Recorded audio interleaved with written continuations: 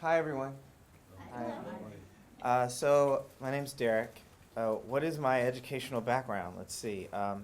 So, so I went to Oakland Tech High School. That's pretty important to me. Um, and then I went to University of California at Santa Cruz. Got a bachelor's degree in sociology, a banana slug. Um, then I did about 40 graduate units of master's in sociology at Cal State Hayward, which is now Cal State East Bay. And I did my project on a black men's program, boys program I was starting. And so I was told that my thesis was too much activism and not enough scholarship. And so I had to do another thesis if I was to get a degree after doing 40 course units. So I quit and left. And I started over a separate master's degree program at a small college in San Francisco called New College of California, which is now closed. And I started from scratch. So I got a master's degree in humanities there with an emphasis on social change and activism. So I studied revolutions for 2 years. And then my last educational adventure was in this program, the SF State EDD program. What are some of the jobs that led to this position, my current position? So I'm assistant professor of educational leadership at the University of San Francisco. And all of the jobs, so I won't list all of them, but I ended up running my youth program, which ended up being for all students, not just black boys. I taught that for 10 years in Oakland. And then I became principal of June Jordan School for Equity, one of 2 principals there. And then I did state policy work under the Chancellor's Office for the California Community Colleges for another 2.5 years. And I think all of those jobs, definitely some of my community college teaching, and then my teaching in Santa Rita County Jail and in San Quentin State Prison, all those things led me to my position now.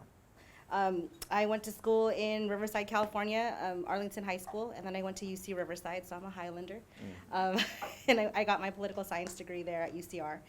And I worked in the community for a while after I was at UCR, and I was trying to find my Asian American identity.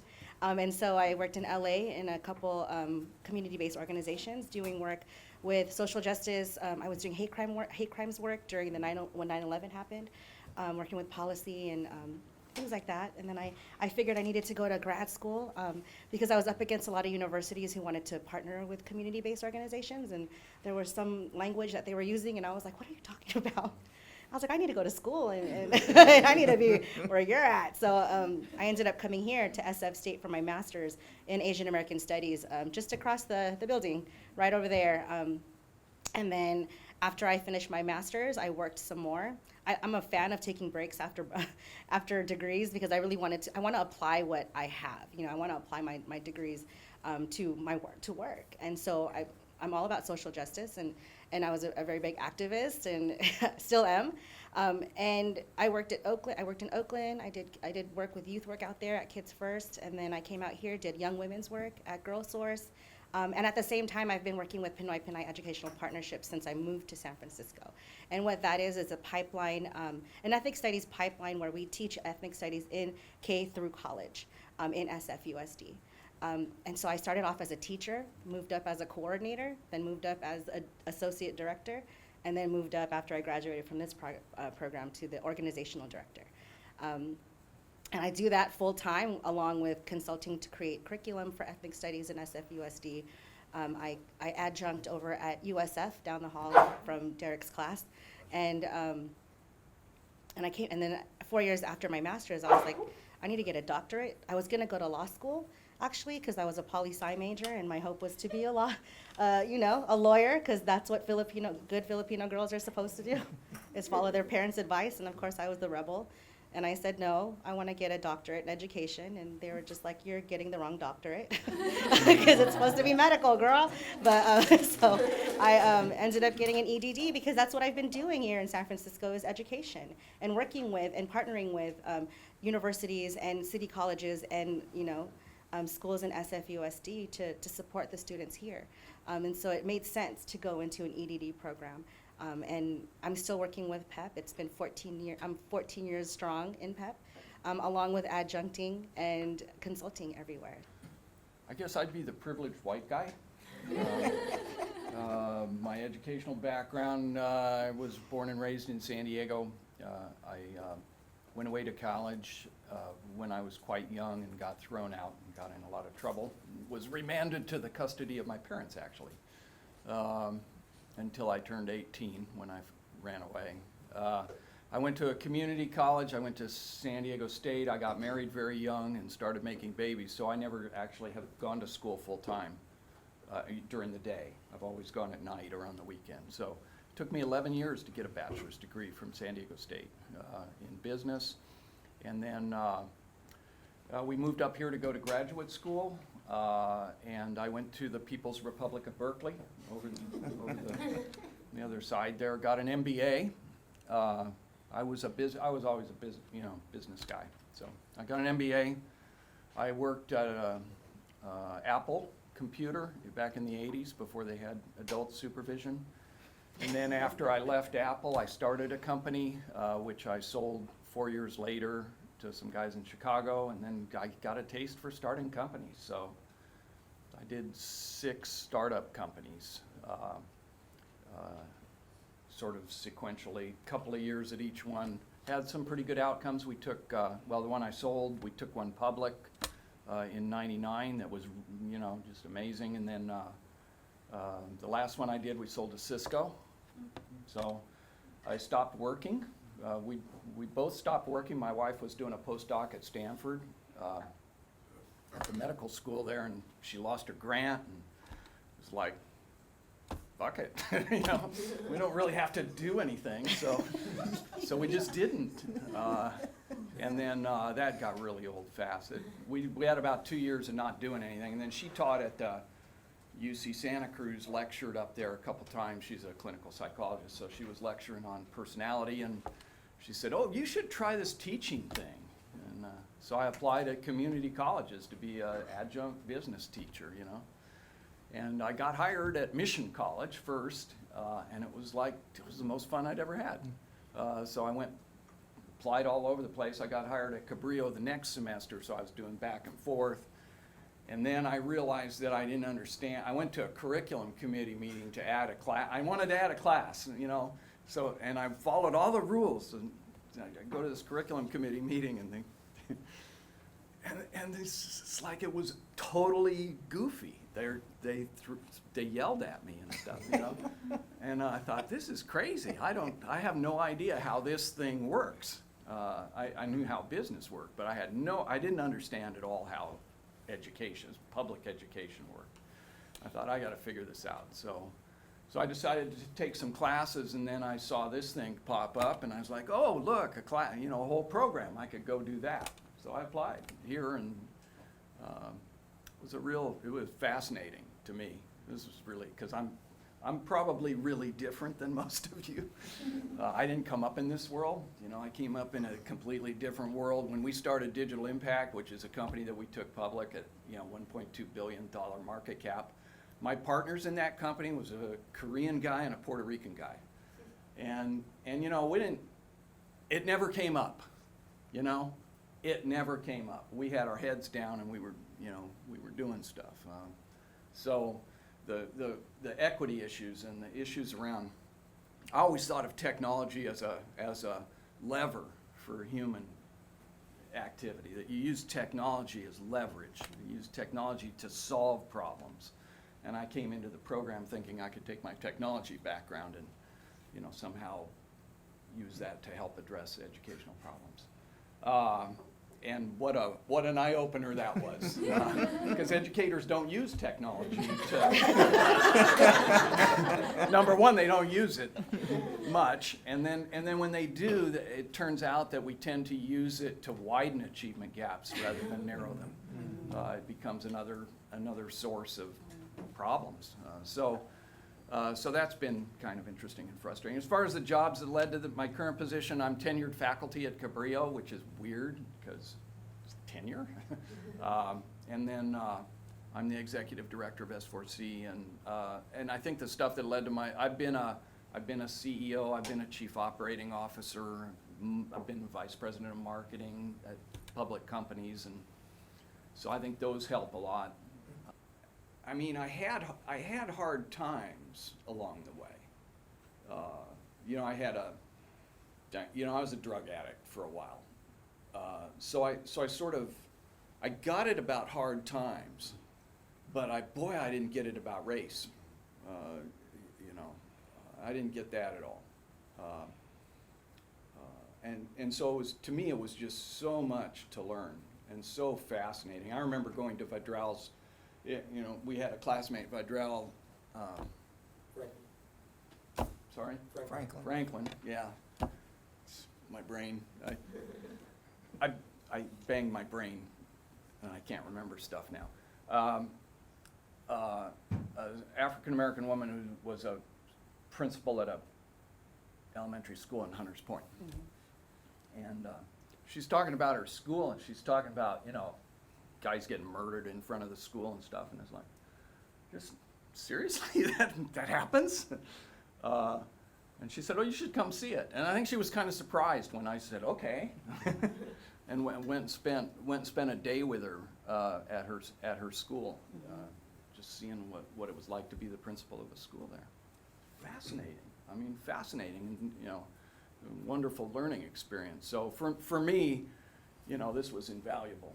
And I think the power of the cohort, for us, even though there was a lot of differences and we really needed to get to know each other and humanize each other and see where everyone was at, it took a while, but I think because we had classes that we were all kind of struggling with, we were like, how do we help each other so we can pass, you know, and understand what we're doing? And Ray's like a genius in statistics, and we were just like, Ray, can you help? We don't understand, we're reading numbers. And so we pulled the strength of all our cohort folks, and we're like, who's good at this, who's good at that?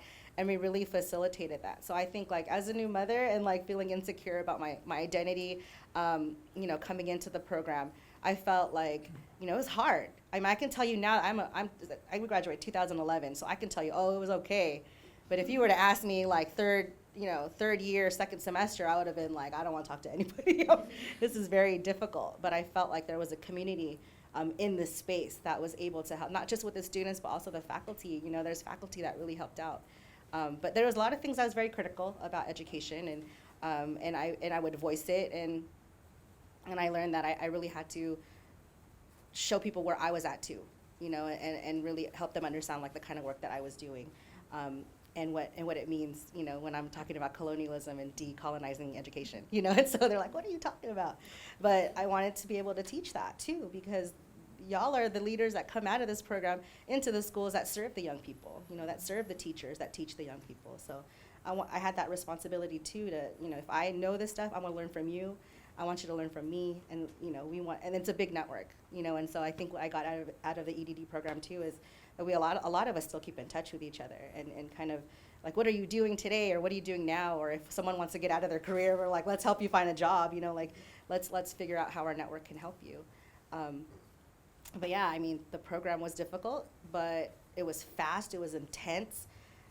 But now it's like, I look at it, and it's prepared me for addressing issues like race, like class, like gender, like sexuality, in a classroom, in a space. So when I teach at USF and I'm challenged with, you know, why do I have to read people of color articles in a research? I teach research methods. So they're like, why do I have to read this? Like, because you teach students of color, and you have to understand where they're coming from, so you can teach them and serve them holistically, right? And so it has prepared me with the language. So now that I have this language, I can speak to educators. I can go to principals and go to other schools and build relationships with them and show them that ethnic studies does work in K through 12. I love my cohort, so we still get together about 2 to 3 times a year as a cohort. I felt that the program, in many ways, it prepared me for just existing in higher education, which is, to me, a very problematic world. It's a lot of illusion, a lot of elevated egos that contribute very little to global transformation, and a lot of competition in an industry based on inculcating insecurity and to most of its members, both students and professors. So my cohort experience of kind of really coming close together and being really bonded. You know, we had a vice president of a college in our cohort. We had 4 principals, a dean, an associate superintendent, and like 4 program directors. That was our cohort. And so we looked at our instructors when they weren't very good with a very critical eye, because all of us were already in leadership positions in high stress situations. And so in terms of equity, I think the program provided I think a really good introduction and an opening for folks that may not have, you know, confronted it in that way. And so I was very proud of that element of it, that we had students in our cohort that really should have been confronted with these issues years earlier because they were in education in particular. But then some of us, you know, I'm black. I was raised black in Oakland, you know, African American but raised black. So I'm proud to be black. I'm proud to be in alliance with all oppressed peoples throughout the world. Throughout the world. Raised in a very violent city at the time, beautiful city. Oakland was very beautiful and also violent. And so for me, I thought the program at times, like most programs, in a very conventional way, did not go deep enough. But that's not a critique of this program as opposed to other programs. This program to me goes deeper than many of the things that I see in my current institution. So I'm very proud of this program. I think one of the things that it also helped me do is just like build up that endurance for the BS. A lot of BS, right? And I'm no stranger to education. I've been teaching a long time in my community, you know, and in other communities. I was a freeway flyer between De Anza College and Laney College in the Department of Sociology. And so really just having instructors that were in the field and, you know, they're presidents of colleges and doing, that was really important, having great instructors like Jamal and various others to kind of like help frame what's actually going on in education to make some of it such a BS environment was really helpful, because then when you go back out there, I mean, yeah, the language is there, but it's the matrix. So you spend your time in here really looking into the matrix from a fairly safe place. And then so when you get out there and the matrix is coming at you still, you can use some of the skills you learned here to defeat it. But that heart and that courage is not something that any doctoral program teaches. Like, you're not trained to actually develop the courage that you need to do the right thing. So that's where most, if not all, doctoral programs fall short. San Francisco State would not be an exception to that. But that's the standard. In terms of what we were taught and who was teaching us and the beautiful cohort I have, I couldn't be more proud. So you go through all these leadership classes, right? And you learn all the leadership theories. And I remember sitting there and I was like, nope, that doesn't fit my org. Nope, that's not, you know, I'm not transactional, obviously. You know, I'm like, okay, maybe transformational. Maybe. Okay, yes, social justice. Okay. And then Allison's like, we got to come up with our own theory. Because if that's how we grow the field too. But it's also with its ethnic studies field, a lens, and how we teach our teachers through critical pedagogy, that there's something about our praxis as leaders. And so she developed critical leadership praxis. I took that theory and I ran with it. And so with that theory, it's more of like, how does a leader think about themselves, right? In a view of self-determination, self-connection, self-actualization, along with your leadership as a person that's engaged with the community that you teach, you lead with in the schools, but also the community around it that, you know, that influences the schools, you know, like the parents, the the community-based organizations, the services. How do we all as leaders work with them, right? How do we stay community engaged, and then also looking at how social justice and equity has a lot to do with your leadership. And so I still continue to develop my work. I've published an article, it's in press right now for a book on ethnic studies, and we're thinking about like leadership in ethnic studies and how we need to theorize that more. What does that mean to have a social justice lens and lead? And I've gone to conferences. I just came back from AERA. I had a symposium where I did my research on critical leadership praxis, and I've been asked to speak at other places too about my leadership theories. And it's funny to see your stuff cited in other people's work. Yeah. And so at the same time, it's cool, because I'm like, oh, it's me. And so my dissertation ended up, it was on my school, so it was like this, this autoethnographical thing, because I was only there for, I think, 2 years when I started the program, and I ended up leaving, and so after my third, because of health issues. And so we had done this stuff, and everybody from the district would always ask, they were accusatory, in this weird tone of like, how did you raise test scores? And then you still have a high suspension rate, you raised test scores, and you didn't gentrify your population. And I bet you can't tell me how you did. I said, I can tell you how we did it because we did it. Like, what do you got? Well, there's no research. And I'd be like, what do you talk? Why would you need research if you have the impact? So other people could know. Well, how do I know?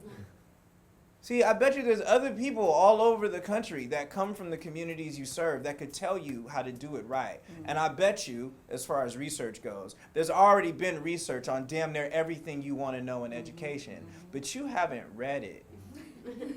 So you ask us to repeat it, and we get in this cycle of repeating answers that were discovered 30, 40, 60 years ago. And then you know how we know it was done? Because we cite them. So I'm like, dude, fine, I'll do a project on it so we can find out. And what was dope about it, which is why, I appreciate research, because all research is formalized inquiry. So I appreciate it because it's knowledge and learning. I just don't appreciate how it's codified in certain spaces, but I appreciate research.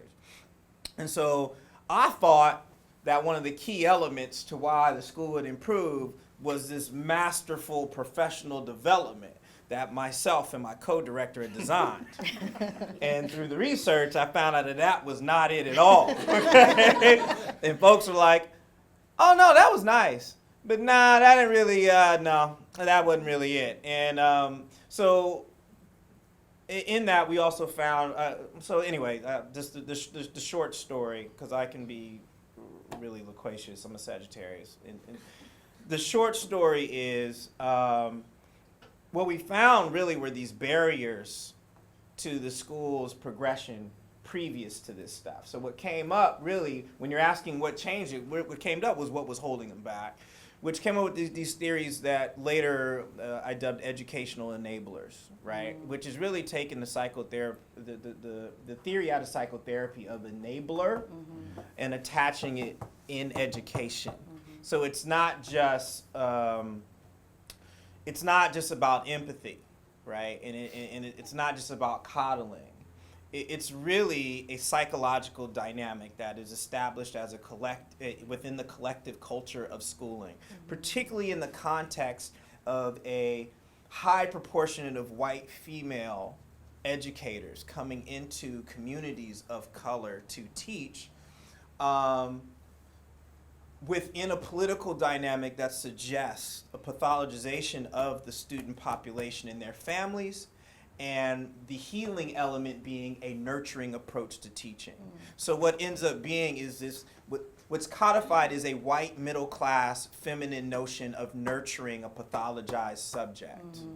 And that becomes the culture that the educational discourse is had in, right? So it becomes this, they're so traumatized, they're so hurt, and what has happened is this patriarchal system of racism has not seen them as hurt people. So in my feminine construct and as a middle class construct, I will come in and hug you into success. And that was problematic. So I ended up writing about that for, 160, 170 pages or whatever. My study was mixed methods. I looked at 4.5 million student records of community college students who enrolled in a a class that was offered in both an online format and a face-to-face format at the college that they were enrolled in during the semester that they took it. So theoretically, these are folks who had a choice between an online class and a face-to-face class. And it turns out over a 3-year period there, and I only looked at Latino and white students. It turns out over a 3-year period there's about 4.5 million students in California who sort of met that filter. And then I did a statistical analysis of the outcomes of those students, and I broke it out by ethnicity and gender and by the type of class. So there's career technical education classes, transfer classes, basic skills classes. So that was the quantitative part. And then the qualitative part of my study was to follow a cohort of Latino students at Cabrillo through their online class from the time before they enrolled, that they had enrolled but hadn't started. And then I followed them through a semester, basically, their experience with their class. And it turned out that the short version is that the way that we implement online instruction in the state of California right now in the community college system is a completely automated banking model of education. It's not relational at all. It's pretty much plug in the textbook that McGraw-Hill provided and then put it on autopilot, and students read, maybe watch a video, answer, take tests, and never really interact with their professors along the way. And of course, as you might imagine, that would tend to advantage some students and disadvantage other students. And for Latino students, because the sort of, especially in our community where it is all, Mexico and Central America, basically, there's, although they're characterized, I think we report them as Hispanic students, there's nobody from any place except Mexico and Central America. And socioculturally, the idea of a mutually respectful relationship between the professor and the student seems to be an important aspect of education, and it's completely missing from the way that we do our online stuff. So what happens is the online implementation that we do exacerbates the achievement gap.